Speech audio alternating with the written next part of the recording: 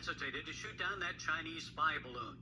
It was probably too busy scheduling the next equity and gender training session for American service members. Seriously, folks, why are you surprised? Weakness is a consequence of a woke U.S. military. Here's one example. It's a shortened clip from a recent U.S. Army recruitment video.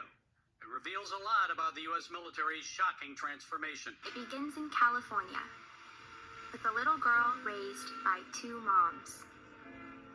I also marched for equality.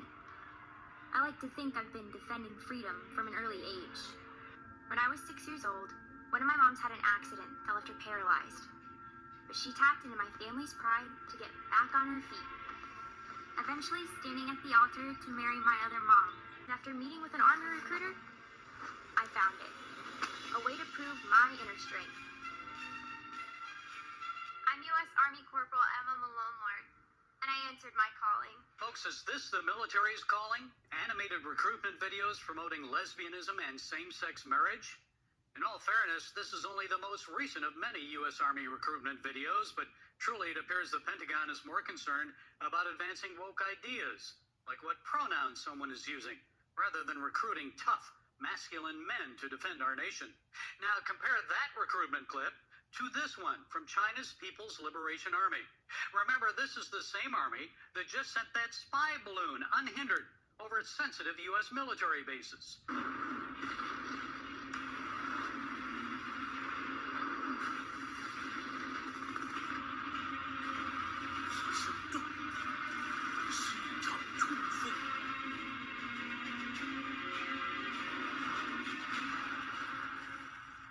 Quite the contrast. No wonder U.S. recruitment hit its lowest level since the draft ended in 1973. It was down about 25% for the fiscal year 2022. Many in our culture want young men to become kinder, gentler, and more feminine. But that doesn't work for the military.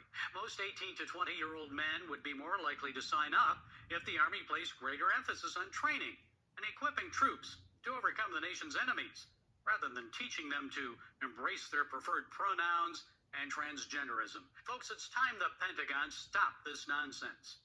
From our nation's origins in 1789 until 1947, the Defense Department was called the War Department, and for good reason. Its main task is to defend this nation and win wars, period. Our founding fathers never intended our military leaders to be social engineers. So let's get back to advancing the idea of warriors wanted and army strong before it's too late.